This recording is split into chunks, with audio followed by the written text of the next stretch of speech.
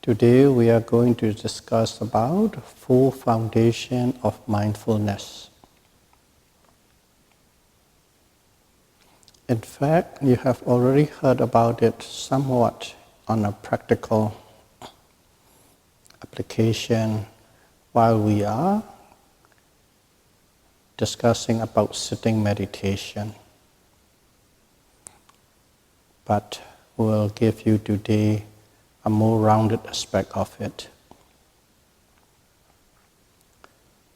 In English, it's translated as Four Foundations of Mindfulness. In Pali, it's called Satipatthana Sutra. Okay. Discourses on the Satipatthana. Buddha actually talked quite a few times about this discourse during his 45 years of ministry. Some in short version and some in very long and detailed version, long discourses and short discourses. Because this is the main focus, the main essence on a practical level of how to practice vipassana using Four Foundations of Mindfulness as a tool. So this is the meditation for Buddhists, and Buddha discovered it and he turned around and taught us. So Satipatthana, it's actually two words, sati and patthana. Sati in English is mindfulness. Patthana is places to put upon, or a foundation to put upon, or a group of objects to direct your mind upon. That is patthana. So, in a strict sense, it is the foundations where you can put your mindfulness upon. But as they consist of four, when it translated into English, they put the four in front. Four Foundations of Mindfulness. In Pali, the word four is not in there. So that is the name, the topics of the meditation that we are practicing, and exclusive to the Buddhism. It's a long discourse. Many aspects are discussed or instructed in detail. But in here, we are going to discuss only the summary aspect of it. Again, I'm going to use the English translated words. The Buddha, in this discourse, started with the benefits of practicing this. The way he said is, this is the only way, monks, for the purification of minds of beings, for overcoming sorrow and lamentations, for the disappearance of pain and grief, for reaching the path, for the realization of Nibbana, namely the Four Foundations of Mindfulness. These benefits we'll discuss separately in another topic or another lecture. And after that, he went on to say, what are the four? Here in monks, a monk dwells practicing body contemplation on the body, ardent, clearly comprehending and mindful, overcoming covetousness and grief in the world. That is his instruction. So let's look at this first one. This is the first group or the first foundation. He said, he always used the word monks, bhikkhu, okay, because most of his audience are monks at that time. But it doesn't mean that it applies only for monks. It applies for anybody who wants to practice this. So, amongst dwells practicing. Dwells practicing means, and here dwells mean, you repeatedly focus, observe, exercise. That's what it means by dwells. Okay? You practice repeatedly. That's what it means by dwell practicing. Body contemplation on the body. Body contemplations mean you are contemplating, okay, of the body. And here, contemplation is the direct contact, direct focus, no intermediary, no reflections, no thinking, no logic, no reason. It is the direct contact with an object, in this case with the body. And that kind of observation, which you go directly to the object of investigation, is called contemplation. No thoughts, no reflection, no imagination, no projection involved. That's what it means by contemplation. And here, body contemplation.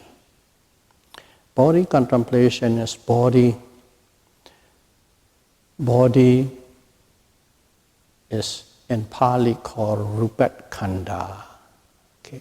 Aggregates of matter. M-A-T-T-E-R, matter. Body aggregates of matter. That's what body is.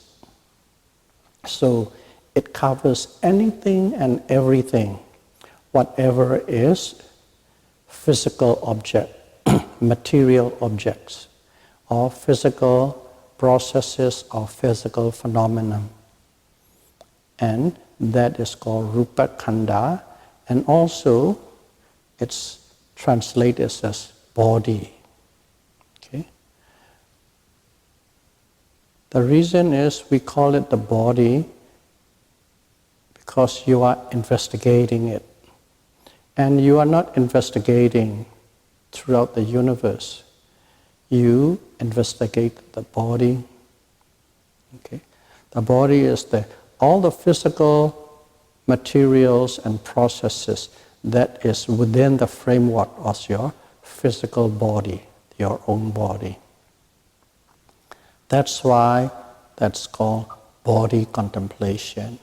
But in a precise word, it is you are contemplating on the matter, material aspect that is contained in this body. Okay?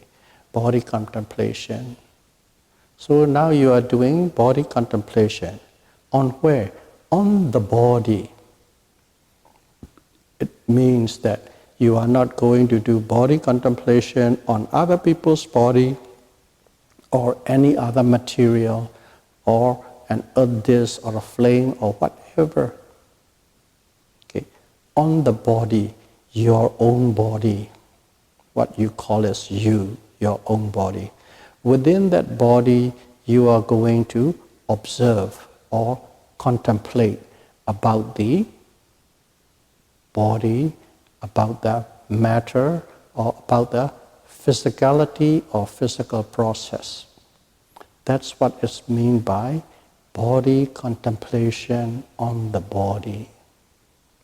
Okay? Very short and precise, but the meaning needs to be understood with precision. If not, you might not be doing correctly. Now we know we are contemplating. We are contemplating about body contemplation on your own physical body within that framework. Okay. And you know clearly now, body in a stricter sense is matter or materiality or physical process, physical phenomena.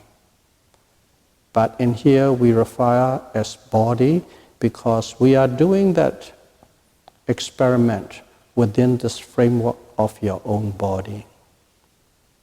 That should give you a very clear understanding about this line. Now, to put it simply, you're observing within this body, within your own body. And what are you observing? You're observing the physicality or the matter that compose this body. That's what you are doing now. And when you're observing, Buddha keep on saying, ardent, okay, mindful, and clearly comprehending. In the translation, you will find as ardent, clearly comprehending, and mindful. It flows well, it sounds well, but in sequence, that's not the right sequence. Ardent is first, mindful is second, clearly comprehending is third. Okay. You're observing. How do you observe? Okay. You can casually observe. You can glance at it. You can look at it and pass by. You can stare at it. And you can really look into it deeply. There are many ways of observing. And whenever you want to look at it very closely and very deeply, wanting to know every aspect of what you are observing, what do you need? You need to apply a lot of effort. You need to apply a lot of effort. And the word ardent refers to that. You're ardently applying effort in that observation that you are making. Ardent. Okay? And you apply a lot of effort, great effort, in doing what? Doing to be mindful. Mindful or mindfulness. Your mind is totally filled and full with the object that you are observing. In other words, your mind is totally concentrating, focusing thoroughly and completely on the object. What is the object? The object is the body. Okay, that is mindful. And when you are doing that mindfulness on the body, you apply a great amount of energy and effort in that process. That is what it means by ardent, mindful. And then finally, clearly comprehending. And when you observe in such a fashion, you clearly understand the object. You know the object, so to speak, from the up and from the down and from the left and from the right and from the back and the front, in every aspect, all rounded completely. Nothing is left out. Everything you need to know about that object,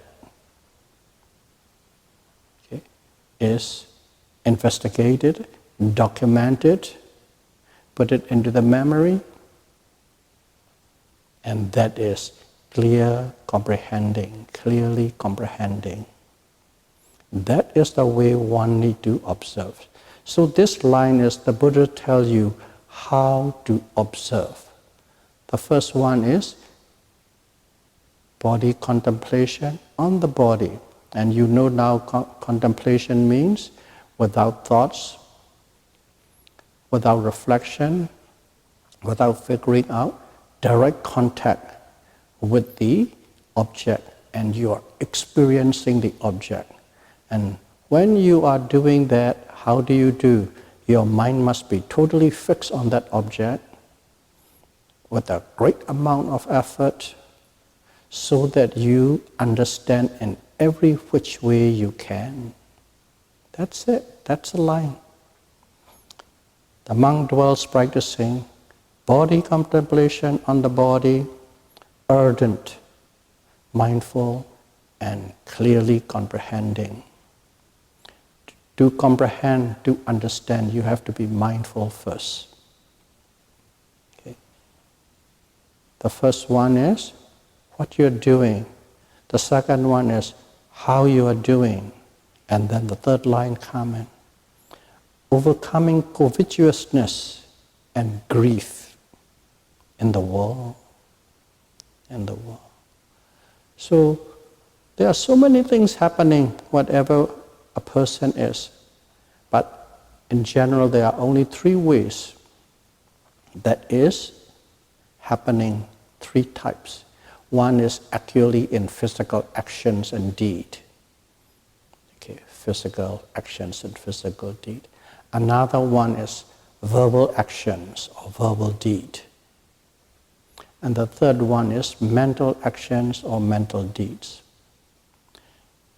These verbal and mental, verbal and physical cannot arise without the thought. Without the thought. So everything is based from the thought, born from the thought.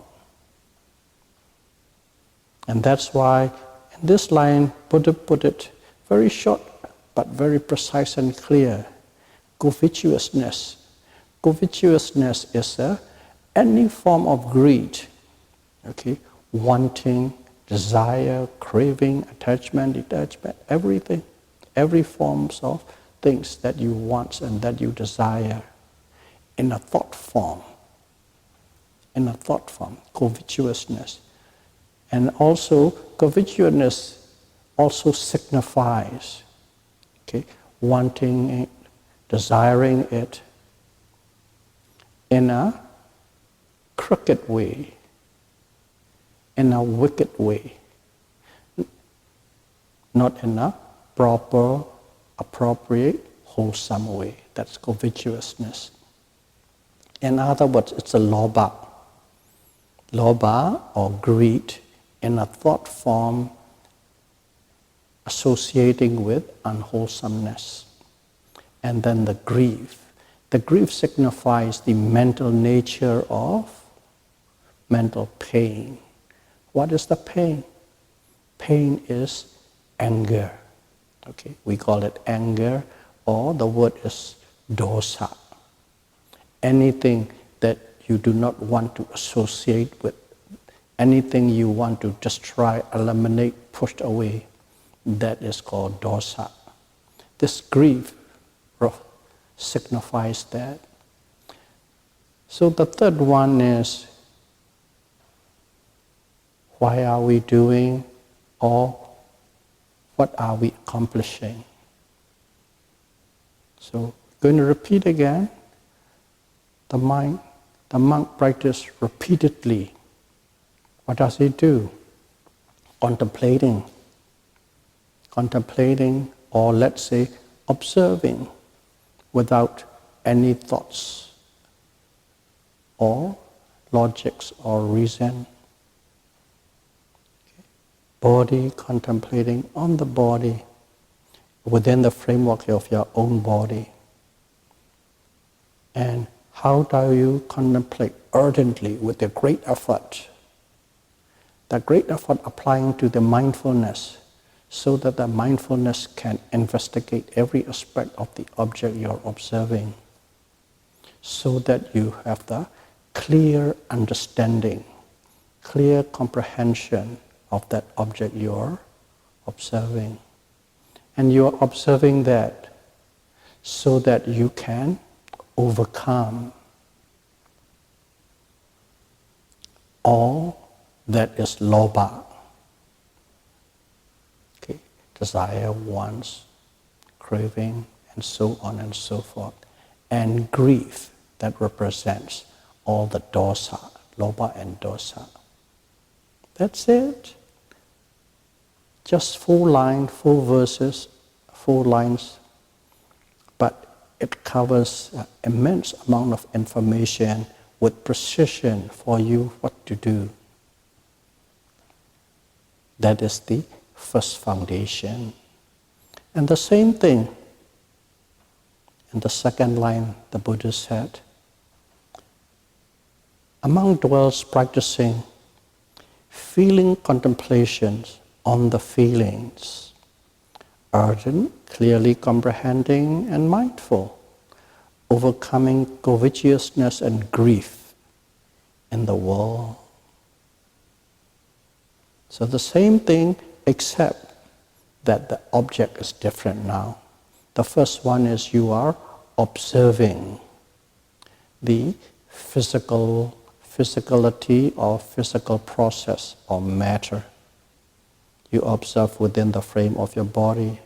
And in here, it's the work that you do is called feeling contemplation. Feeling contemplation. So I don't need to go and explain details. In the first verse I have explained it. But this is about feeling.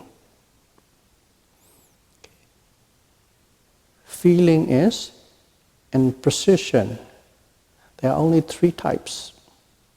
One is a pleasant feeling, feels good. Another one is unpleasant feeling, feels bad. And the third one is neutral feeling.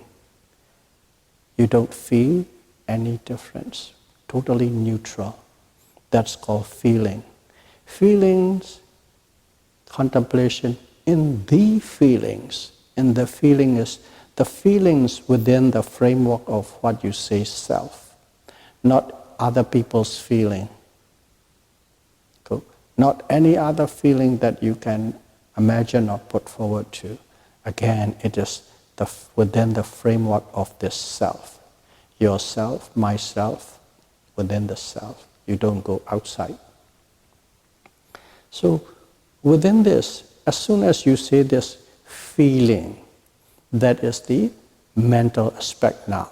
The first one is the physical, body, physicality. This feeling is mentality, the mind. You're observing the mind. Actually, it is a part of the mind. A part of the mind. A part of the mind means the mind has 2 aspects. One is consciousness. Okay, consciousness. And another one is called mental association or associates of the consciousness. Consciousness means simply a ability to know, a quality that can know, a function to know. And mental associate is all the extra that can combine with that knowing. Okay, they are 2 separate things, but when they arise together. Depending on the circumstances, a certain type of consciousness arises. Or angry consciousness, or happy consciousness, joyful consciousness, peaceful consciousness. These joy, peace, happy, sad, angry, they are the associates. Consciousness is simply to know. So these are feelings, are one of these associated. It's called Vedana. And in here, you contemplate the feelings that are arising within this framework of self. The framework of self. How do you contemplate? Ardent, mindful, clearly comprehending. And for what? To overcome covetousness and grief in the world. So this is a second group or second foundation. The first foundation is physicality. Second foundation is all the feelings, pleasant, unpleasant, and neutral. Two groups now. The second one associate with the mind, the first one associate with the physical body. But they both are within the framework of self. And the third one, among dwells practicing mind contemplation on the mind. Of course, you know what next is ardent, clearly comprehending, and mindful to overcome covetousness and grief in the world. So this is another group that you are observing or you are contemplating. This group is what? Mind. Mind contemplation of the mind. The mind is more like a consciousness. Okay, consciousness. And also we just say that feeling is a consciousness. Here is the mind is also the consciousness. But in here is, the distinction is the feeling emphasized on that aspect of how you feel. Pleasant, unpleasant, or neutral. And the mind is the nature of the mind. Okay? Sometimes it is the angry mind. If it is an angry mind, you know that it is the angry mind. Or you can call it consciousness, angry consciousness. Sometimes it's a happy mind. You can call it a happy consciousness. Okay? So when you are observing it, you know the nature of the mind. How do you know? Okay? The manifestation of the mind or the manifestation of the thoughts, you can call it a consciousness, is in terms of thoughts. You can't see your mind, you can't feel your mind, you can't see or feel your consciousness, but you can experience it. You can experience it, okay, through thoughts form. That's why actually thoughts are your consciousness. They are the play of the consciousness. They are the expression of the consciousness, these thoughts are. They are ugly thoughts, they are beautiful thoughts, they are peaceful thoughts, they are chaotic thoughts, so many thoughts. And each one is presented by each type of consciousness. So in here, you are contemplating mind contemplation on the mind. Now you know it is within the framework of the definition or the frame of self. Within that framework, you don't go and observe on the others. Within you, it's all within this 6 foot of your body, which is made up of 2 things: physicality and mentality, physical process and mental process. So the Buddha is telling you to observe your mind, know your mind, what kind of a mind, and when they arise and when they disappear. That's it. You observe. Again, how? Ardent, clearly comprehending, and mindful. For what? To overcome covetousness and grief in the world. So this is the third group. The third group is also the mind. Second group is also the mind. The first group is material or matter. And the fourth and the final one, the monk dwells practicing. And in here called Dhamma object contemplation on the Dhamma objects. Okay? Dhamma objects contemplation on the Dhamma objects. How? Ardent, clearly comprehending and mindful to overcome covetousness and grief in the world. So, Dhamma objects, there are many, but at this level, just for the sake of understanding, communicating, and practicality of your meditation, we'll put it, your senses, the five senses. What you see, seeing, with the ear hearing, with the nose smelling, with the tongue tasting, and with the body sense of touch. Whenever you see, know that you are seeing. Whenever you hear, know that you are hearing. So is to smelling, tasting, and touching. Okay? That's all physical Dhamma objects. Of course, the sixth one, when you're thinking. But one thing is, the third one is so important, Buddha put it separately. The third one, the third foundation, mind contemplation on the mind. So, on the fourth group, we only use these five senses. And whenever they are happening, you are aware of it, you are aware of it, you are aware of it. Because those are the five channels. Those are the five openings or the doors that you go and touch with the world, and that you investigate the world, and that you know about the world. So whenever these points are in a state of activity, one must know, one must know, one must know, one must know. Simply knowing, simply bear attention without judgment, without prejudice, without favoritism. In such a way, one must know.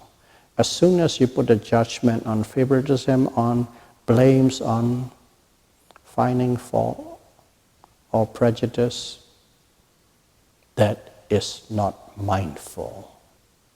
Here is ardent, mindful. If you have correct mindfulness, those qualities of prejudice and favoritisms are out of the window. Jealousy and envy out of the window. Anger and hatred and likes all out of the window. As long as you have the correct mindfulness, you see exactly as it is objectively. So in here, that will be at this moment sufficient.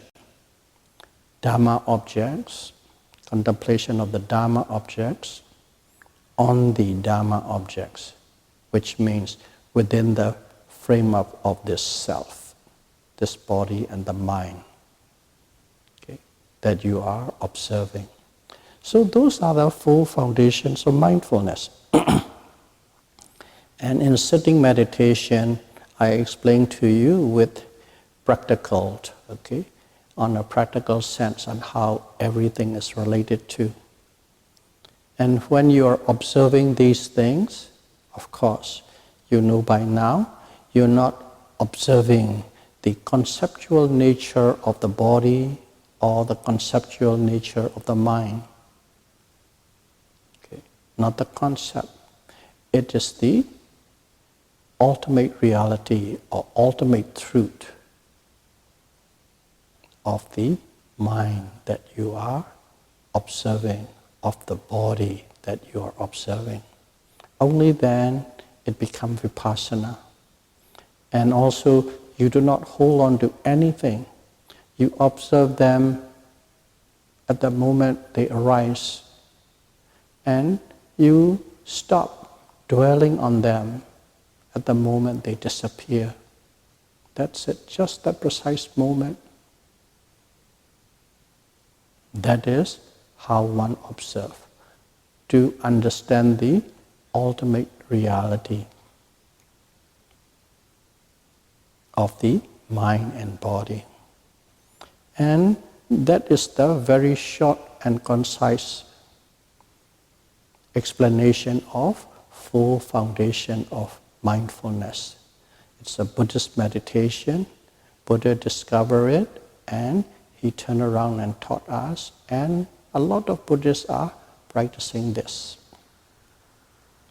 So may all of you be able to practice this Four Foundation of Mindfulness, Satipatthana meditation, precisely and correctly, and may you be able to overcome covetousness and griefs of the world. Sadhu, sadhu, sadhu. Buddham pujami.